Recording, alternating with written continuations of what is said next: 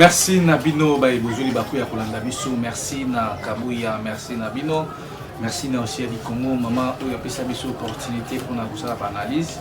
Alors on vient Boyebi, Ezali, Wabino, Bruno, Mimbenga, ça fait un bon moment, vous nous Nabiso.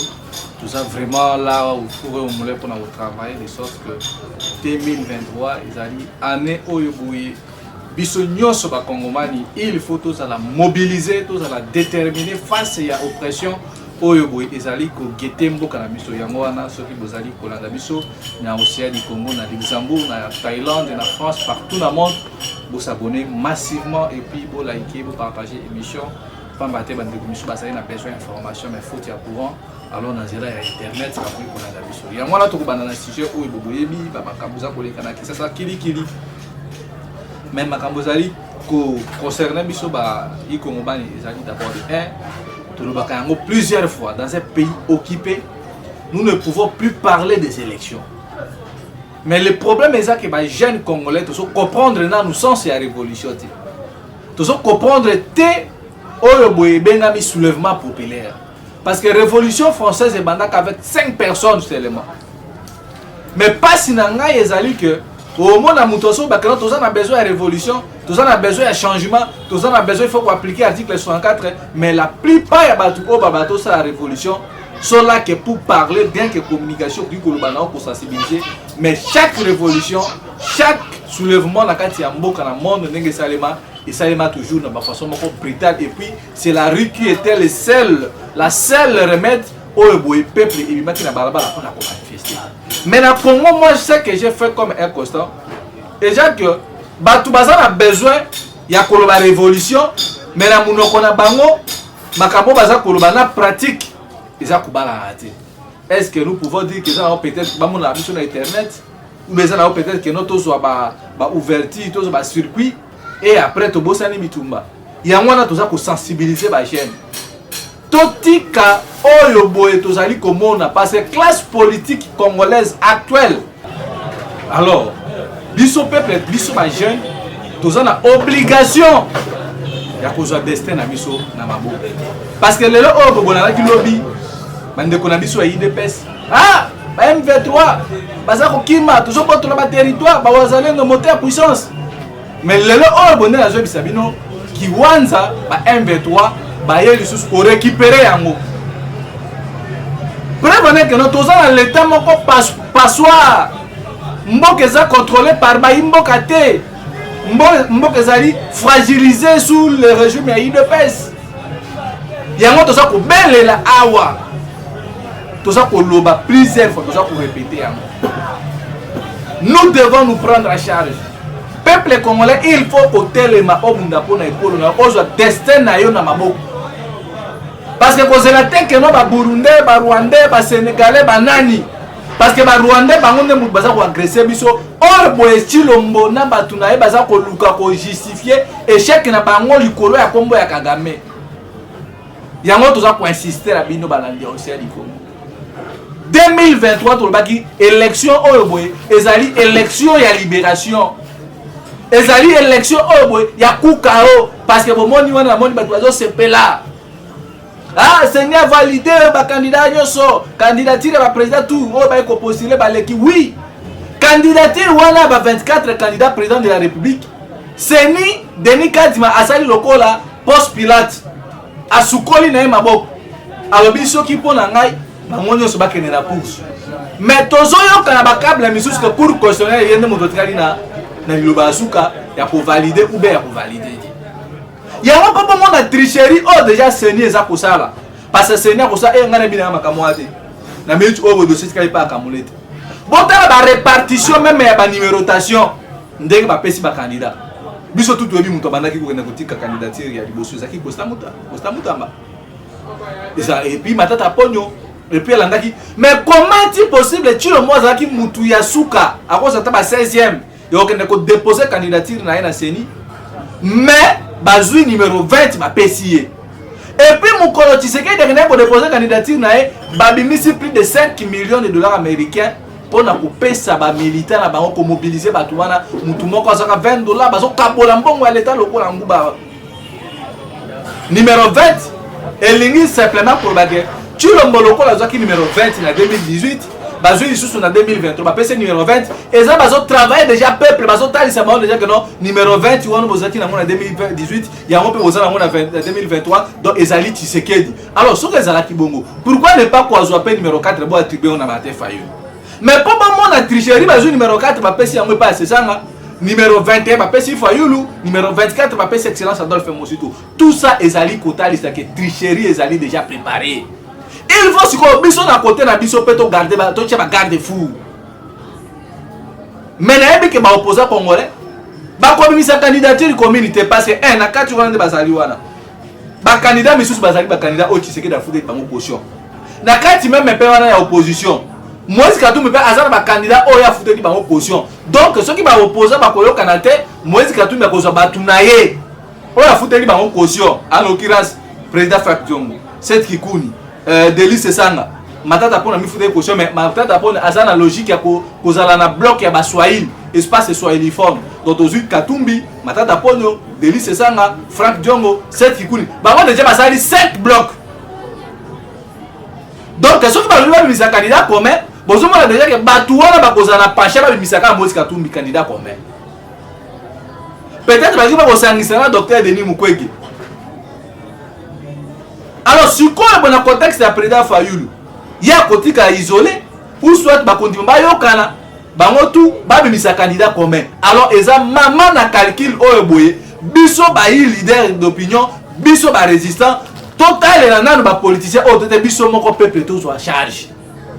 Parce que Félix est pendant azali wana, azana ba candidat oya futeli bango. En l'occurrence, Félix ozomona ba candidat biso ba indépendant na Bangalasi, ba Jacques-Claude Baende, ba Bobo Luka, ba Mama Marie Foku, bazali ba candidat oyo boya Tshisekedi donc bango à un moment donné, bokomona batu wana ba ko désister pour la soutenir Tshisekedi. Donc il y a na kati wana nyoso, tout est bien préparé. Il y a moi nazo bisabino, si nous avons encore l'amour de ces pays, bon soutenir biso, ba jeune, bon soutenir République. Parce que le leader, il y a classe politique, il y a une façon, un mode opératoire, fonctionner. Vous croyez réellement que le bateau n'a pas besoin de non, moi je dis faut y archivo. Il y a un autre na Congo. Mboka na biso yango na zokende. Tshisekedi na Kagame bakabwani te baza ensemble. Tshisekedi na lobaki yango, à un moment donné on va bloquer et ko senga na déclarer guerre na Rwanda. Ko déclarer guerre na Rwanda, boy ba que non pour na ko sala élection ko biso temps. Alors, pour la découdre une fois pour toutes, on a battu. Les autres, soit il y a quoi attaquer directement, révolution, pour Bengana Tshisekedi passe. Ce qui est l'autre récit, pour Bengana Chilomona, battu na bango, il dépêche wana, beaucoup mona, Rwandais, oh, Bazali, ko bénéficier na ba Makambebele, oh, Tshisekedi appelle ça bango, ba privilège, bango moko ba Rokima. Il y a moi là, les autres qui bombona qui, na le bac qui a na chaîne misusu.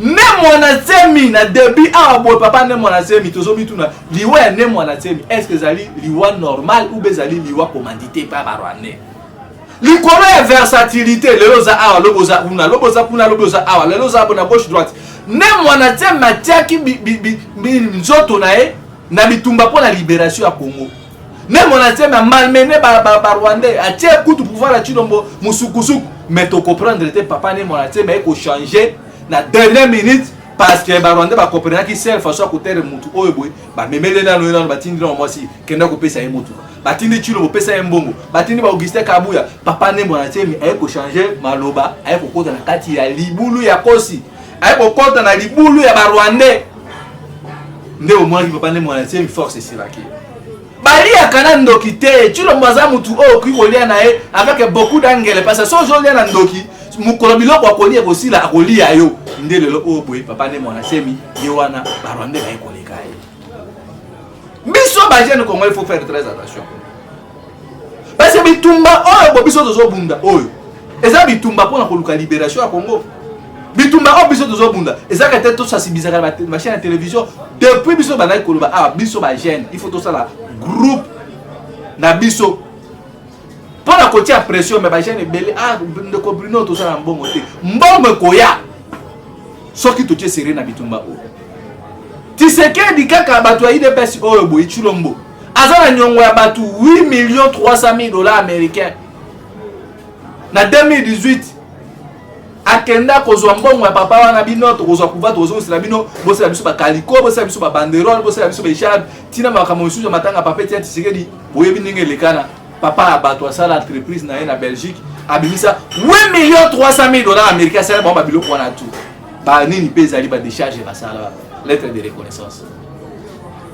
Donc pour la kozwa mbongo soki kaka totie sere soki Tshisekedi bapesaki 8 millions basali bango tout. Mais les gens qui sont dans le pouvoir est capable de faire un papa wana 8,300,000 américains en Belgique dans les jours à venir apporter coup tout na Tshisekedi plainte. Sur biso ba gêne pourquoi pas trop ça la paix bloc. Ba partenaire ba omonana. Biso ba Bruno Mimenga o tozo loba tozo sensibiliser ba tozo ba Bruno ba gêne ba za ba nini ba o l'exata. Nous bozo mona que non oh déjà tozo que ba 8 ans tozo na kati ya résistance oh. Mais ngana mitu na raibo adonner est-ce que bitumbo biso to bunda ngo mabe ou beza ke batunde balinga ba soutenir ba individu ba soutenir république ba gens ba za courager ko biso ba semi keba soki ba diaspora ya Benin zo soutenir Kemi Seba soki diaspora ezo soutenir ba mama Yan ya soki ya Cameroun mais pas na biso ba panafricaniste. Pourquoi Bruno peut recoter l'exemple wana te? Bruno c'est un jeune courageux, Bruno a ça déterminé, Bruno azali na ba jeune o bazana simanae, o que le lot pesi mo do de bozana chao, bozana lukunga bo. C'est ça le problème mais diaspora congolaise tolingi toujours ko tomber na polémique. Mais ici je vous dis, boye bango soki bino bozo tia candidat comme na opposition bo so été parce que opposition wana batu bazana bloc na bango déjà. Donc bah opposant va gagner l'élection oh déjà bah il va gagner bango et puis bah gagner en chemin dispersé. C'est l'espoir ezali à soutenir ba jeune. Révolution c'est ma monoroté.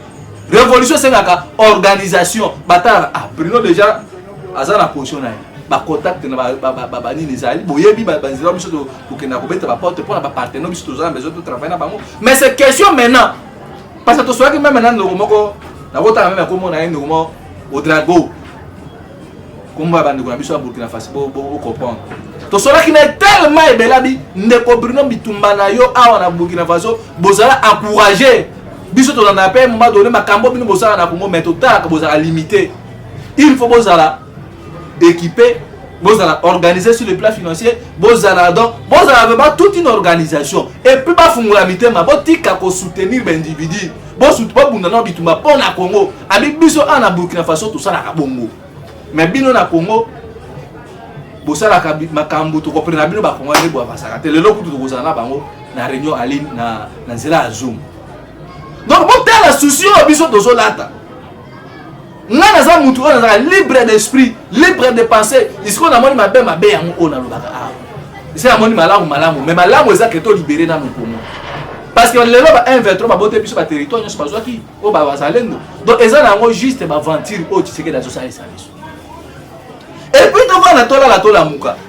Tu es comme on a beaucoup.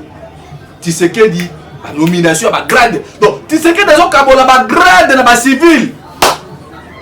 Tshisekedi dazo kabola ba grade na armée lokola na benoni lokola ba promesse na ekaka. Tu vandi a to moni wana bengi ba général nani ba général ba généraux nyos ba kiwewe ba colonel di capitaine. Comment est-ce que mutu oyo bo ba kanga ke pour assassinat liwa ya musée?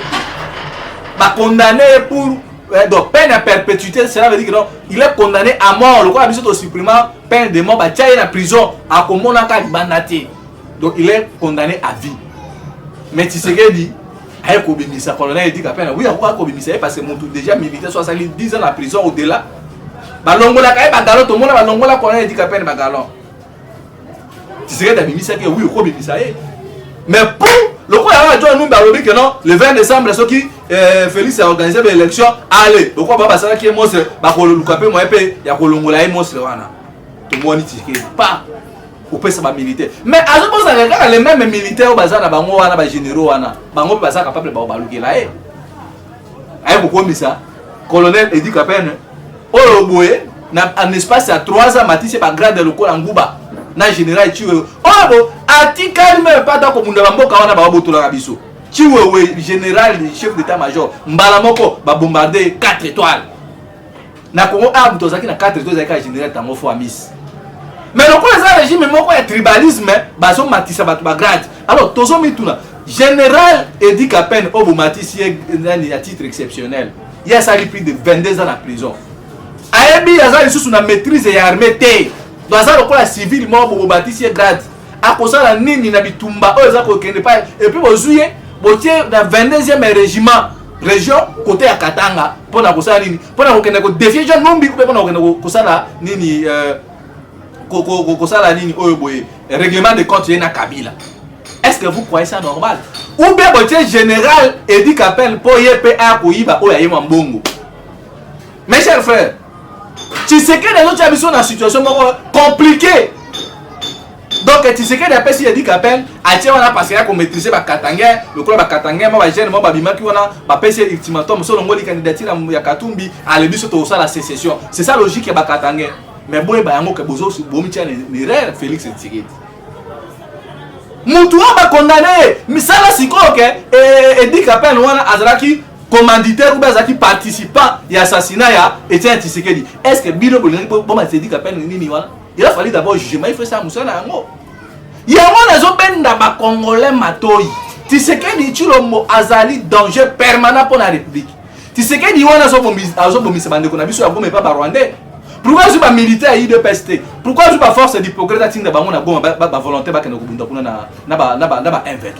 Pour vous dire que Tshisekedi à ça la milice nae milice oh tu sais que ça na qui ça ils allaient juste que nous pas opposer ba bimi et ba faulu ba nani ba bimi ba parti politique ba katumbe les autres à la limite ba militaire na hypocrite pour ba compenser ba manifestation de bomona kana ba marche le 21 le 20 mai 2023 mais bino pe ba ne ko na biso ya Goma bosa très attention parce que vous ne pouvez pas être sacrifié par Tshisekedi parce que Tshisekedi na Kagame jusqu'à preuve du contraire bazali ensemble. Bazali batumoko bazoko sabino Tshisekedi force ba militaire à IDPS atinda bango ko bakenda ko bunda ndeko na ya parti moko o ba yembela kae butu moi béton machine béton nini boy mu kotombolo au moment où bazo mbele mu kotombolo nous continuons toujours à perdre le territoire na ba secteur ya mokala biso bande kuna na ba congolais boya ba que l'élection en 2023 oh eza élection moko donc ça sera une plus mauvaise élection dans le Congo mon na c'est l'espoir na bino soki to lingi mboka oh ezali ya kosunga biso ba jeune ezali ya ko soutenir biso ba résistant ngaza na besoin de kono na kende na poto na kende na mboka bo problème na biso ezali to so luka ba partenaire oh ici pourvu que to se débarrasser na régime oh.